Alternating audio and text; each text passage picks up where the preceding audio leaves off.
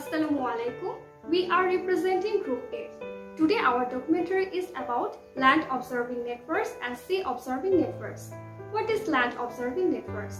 It refers to the advanced and detailed features of the Earth's surface, global monitoring of Earth. The integrated global observation strategy is such a process which is actually estimating the continuous procedure of the land transformation. It is actually dependent upon the following factors like as geohazard and the nutrient cycle, water cycle, cryosphere, coastal ridge zone and the theme. The following figure depicts the surface land pressure observation in the Arctic and Antarctic region. Here are some significant features which are occurring between the atmosphere and terrestrial activities, such as hydrosphere, physical properties, energy and pressure gradient. Thank you. My topic is about remote sensing observations for land. Remote sensing. Observing and analyzing objects from a distance without being in direct contact. A wide range of features include Earth observations data such as vegetation, biomass, phenology, water quality, land and sea surface temperature. Observations of data provide a powerful tool for monitoring natural and human-induced processes, biogeochemical cycles, land cover changes, and climatic variability. Geostationary features. Geostationary satellite is a satellite that rotates around the Earth in a certain orbit, such that it is always placed above the same point on the Earth's surface. Geostationary features. High temporal variability such as monitoring, increased awareness of growing seeds, addition to optical microwave sensors. Geostationary satellites placed particularly above the equator.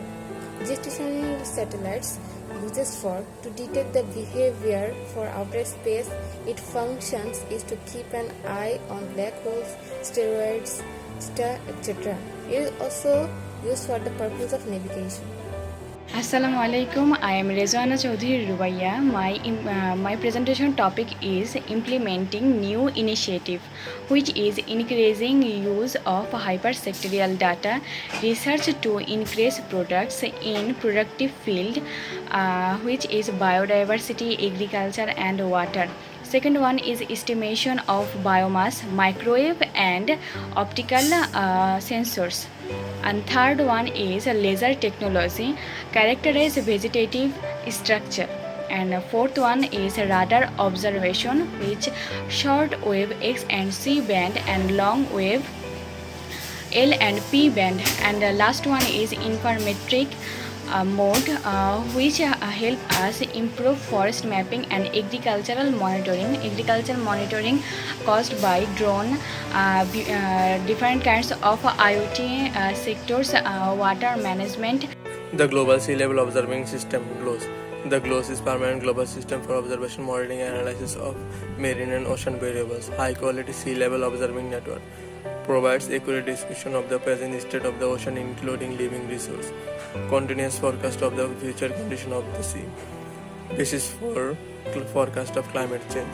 GLOS is designed to monitor, understand and predict weather and climate. Dashcam and forecast of the state of the ocean including living resource. Improve management of marine and coastal ecosystem and resource. Mitigate damage from natural hazard and pollution.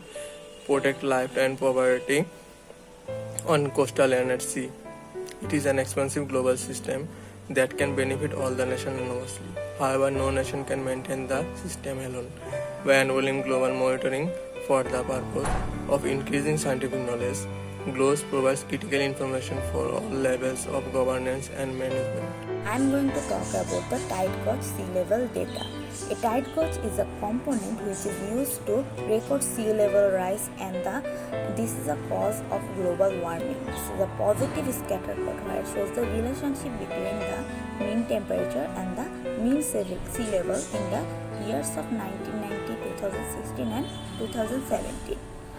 In 1990, from 16 degrees Celsius to 22 degrees Celsius temperature, the level of sea rises from -7 to 1 millimeter, which is a very little amount. In 2016, when the temperature ranges from 20 degrees Celsius to 36 degrees Celsius, the level rises from 1 millimeter to 7 millimeter. In 2017, when the total temperature rises from 22 degrees Celsius to 31 degrees Celsius, the level rises daily from 1 millimeter to 11 millimeter. That is a greater increment compared to other 2 years.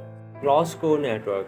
The backbone of the global tide gauge network is a Glasgow network, a global set of 290 tide gauge stations that provide optimal sampling of the global ocean.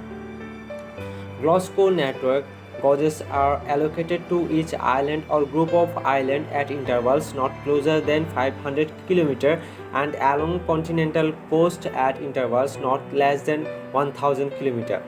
Glasgow network is a main requirement for member states participating in the GLOS program.